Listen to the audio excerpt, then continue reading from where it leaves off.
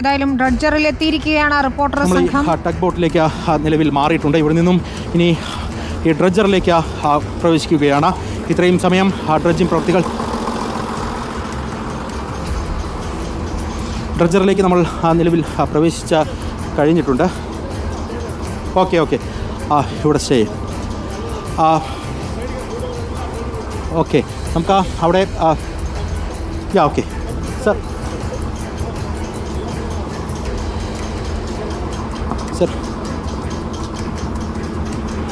ഇവിടെ നമുക്ക് ഇപ്പോൾ ദൃശ്യങ്ങളിൽ കാണാൻ സാധിക്കുന്നുണ്ട്.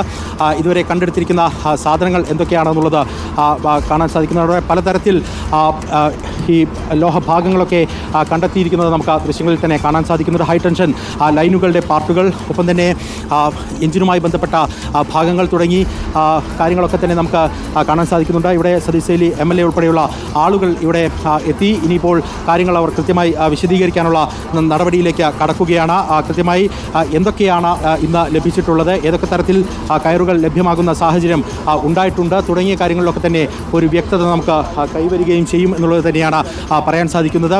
അങ്ങനെ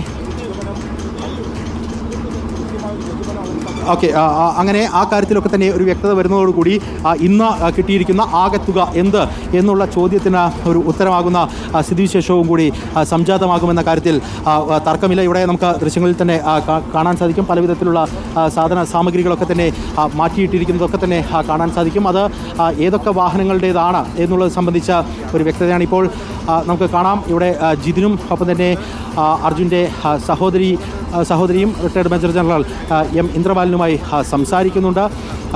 ഏതൊക്കെ തരത്തിലായിരിക്കും ഇനി തുടർ കാര്യങ്ങൾ എന്നുള്ളത് സംബന്ധിച്ച ഒരു വ്യക്തത വരുത്തുക എന്നുള്ളത് തന്നെയാണ് ലക്ഷ്യമായിട്ടുള്ളത്. SP M നാരായണ അവരെ ഇൻട്രൊഡ്യൂസ് ചെയ്തുകൊണ്ട് അദ്ദേഹവും സംസാരിക്കുന്നത് നമുക്ക് കാണാം. ഇതുവരെ നടത്തിയ ദൗത്യങ്ങൾ എന്തൊക്കെയാണ്, ഇനി അങ്ങോട്ട് നടത്താൻ ഉദ്ദേശിക്കുന്ന കാര്യങ്ങൾ എന്തൊക്കെയാണ് തുടങ്ങിയതിലൊക്കെ തന്നെ വ്യക്തത വരേണ്ട ഒരു സമയവും കൂടിയാണിത്. നാളെ മുതൽ കനത്ത മഴയ്ക്ക് സാധ്യതയുണ്ട് എന്നുള്ളത് പ്രവചിക്കപ്പെട്ടിരിക്കുന്ന ഒരു സമയത്ത് കൂടിയാണ് ഇത്തരത്തിൽ ഒരു കൂടിയാലോചന നടക്കുന്നത്. കുടുംബങ്ങളെ ഈ കാര്യങ്ങളെല്ലാം ബോധിപ്പിക്കുന്നത് എന്നുള്ള ഒരു പ്രത്യേകത കൂടി നമ്മൾ കാണാതെ പോകരുത്. പ്രത്യേകിച്ച് നമുക്ക് ദൃശ്യങ്ങളിൽ തന്നെ കാണാം. നേരത്തെ ഈ ഒരു ഡ്രഡ്ജിംഗ് മെഷീനുമായി ബന്ധപ്പെട്ടുകൊണ്ടുള്ള ജീവനക്കാർ എടുത്തു നൽകിയിരിക്കുന്ന ദൃശ്യങ്ങൾ, ചിത്രങ്ങൾ എല്ലാം തന്നെ SP കൃത്യമായി വിശദീകരിച്ചു കൊടുക്കുന്നതൊക്കെ നമുക്ക് കാണാൻ സാധിക്കുന്നുണ്ട്.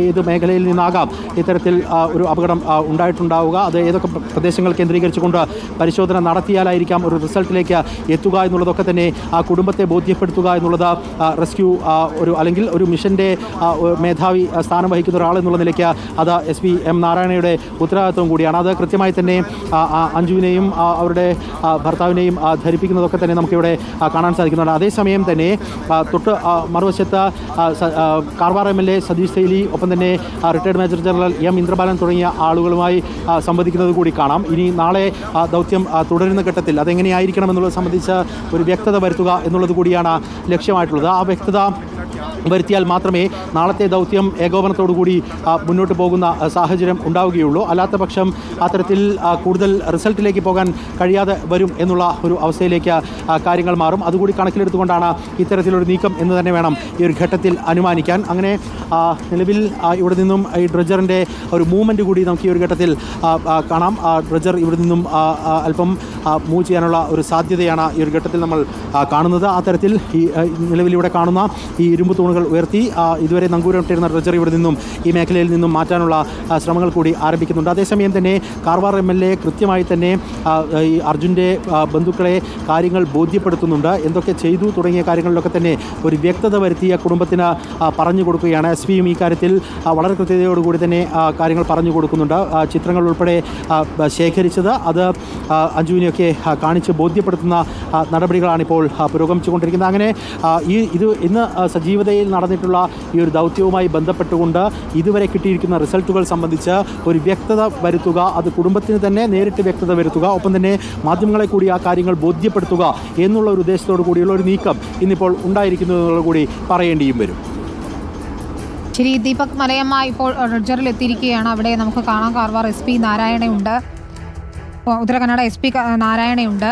അദ്ദേഹം അഞ്ജുവിനും ജിതിനും കാര്യങ്ങൾ വിശദീകരിച്ച് നൽകുകയാണ്.